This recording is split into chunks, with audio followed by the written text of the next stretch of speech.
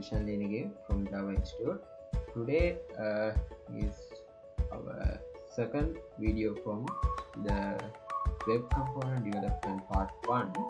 Today I am talking about how to use JSP and Servlet with web.xml. Okay, we can move on to the slide. First of all, configuration the web.xml deployment descriptor. Okay. I like to talking about configurations. What are the configurations? We will see the web.xml file is used only when deploying a Java application to a runtime that includes the servlet service. Servlet server. For more information,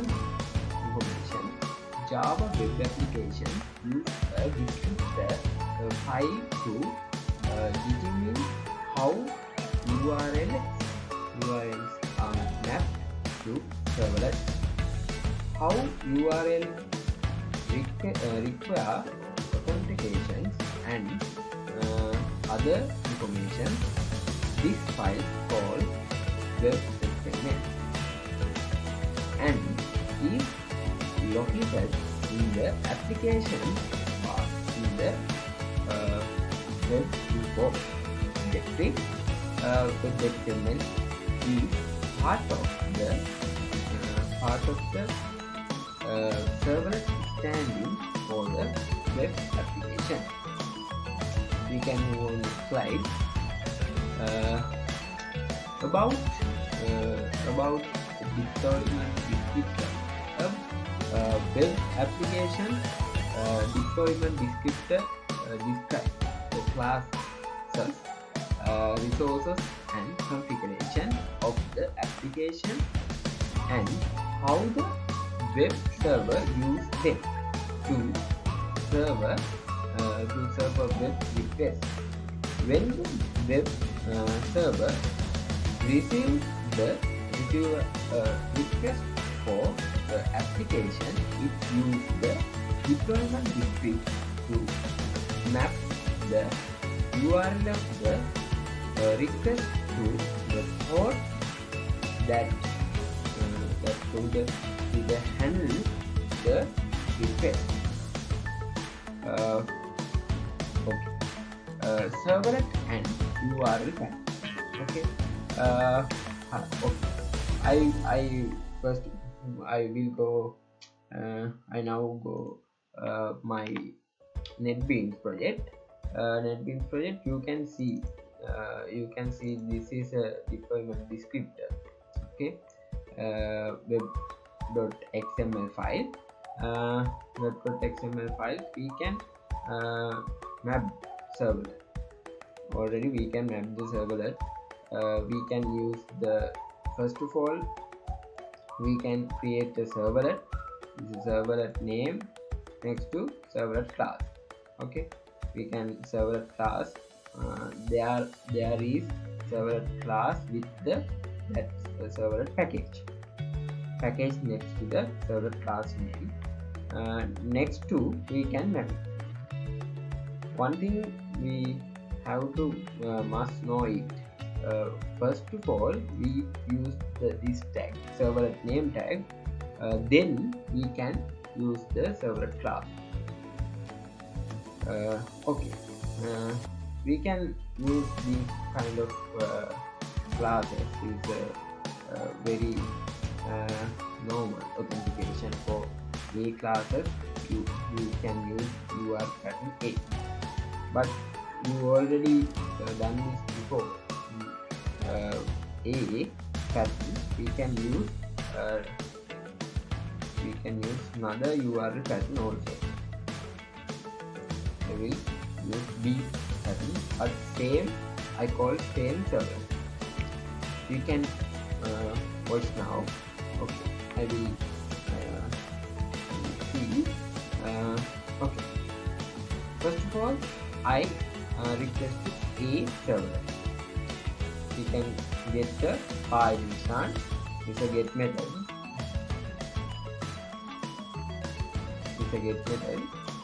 Next, we can call B.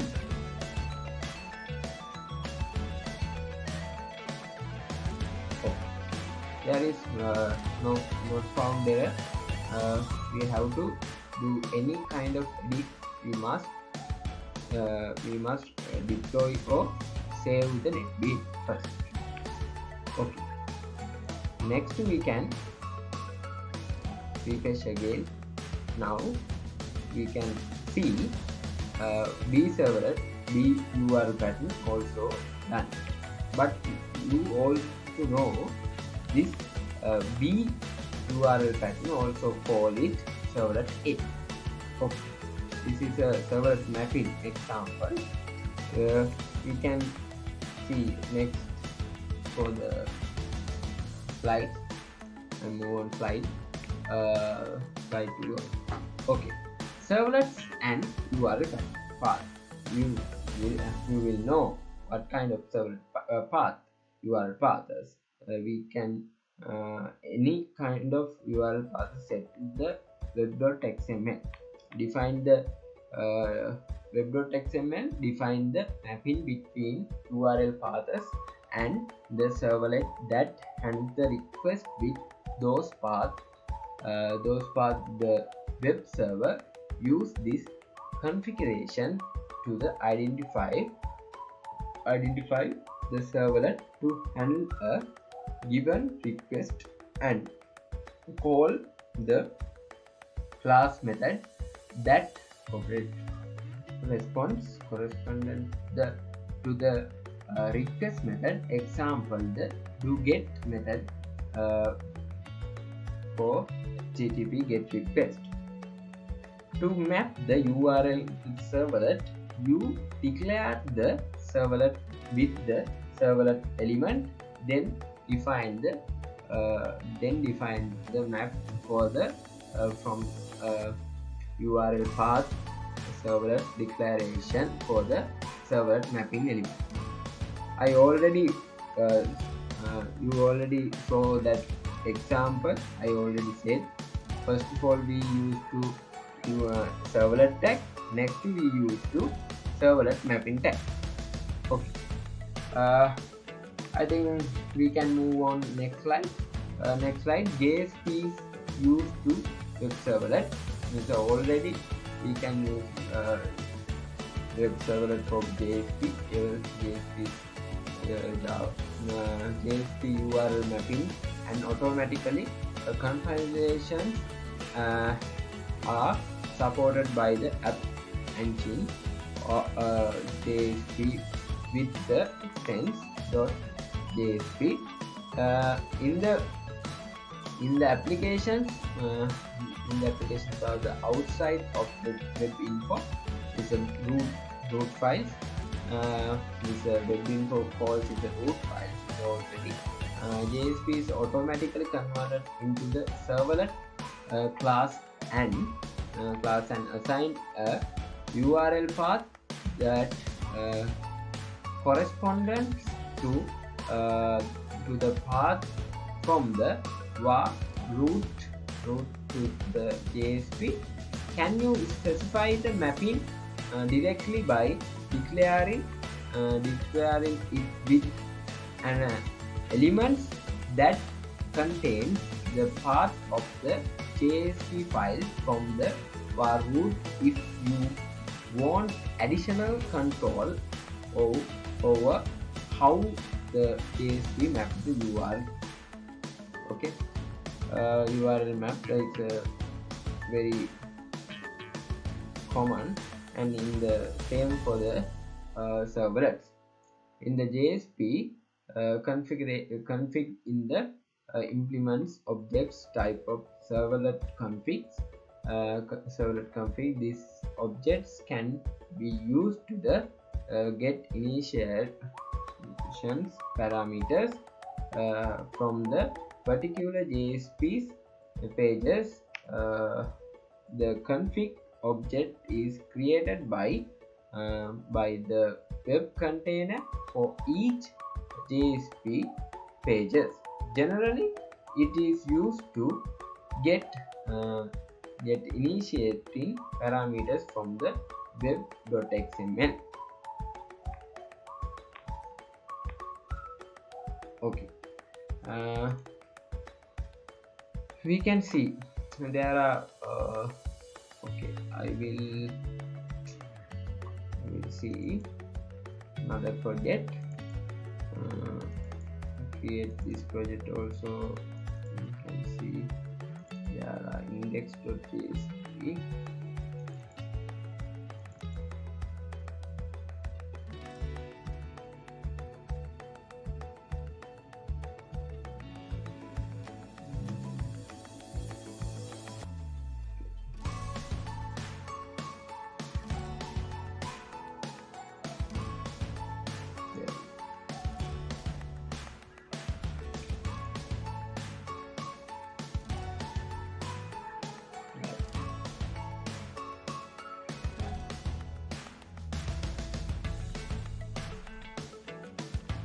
There is okay. Yes. I close these projects because here it and there is project web.xml project. This is a b.jsp and is my created web.xml file. Right. I adjust the size. You can see. Oh. Right. First of all, I web.xml project I will deploy and entered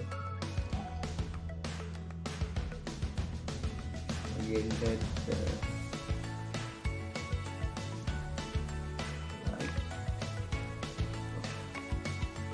I entered the web underscore xml and next to okay.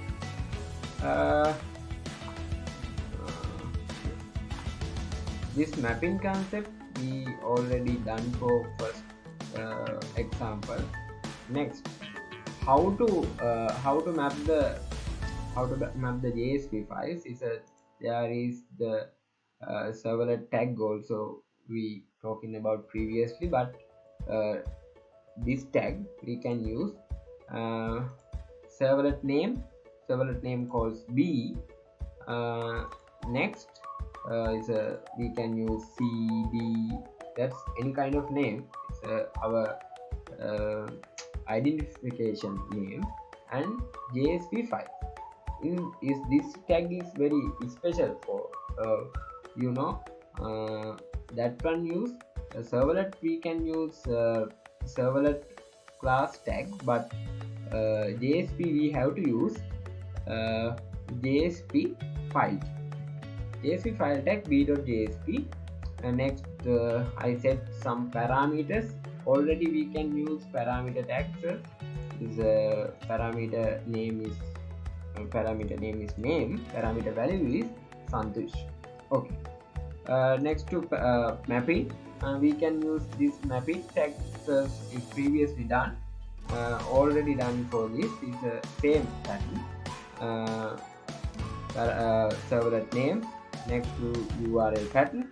Next URL pattern is you can use many URL patterns for same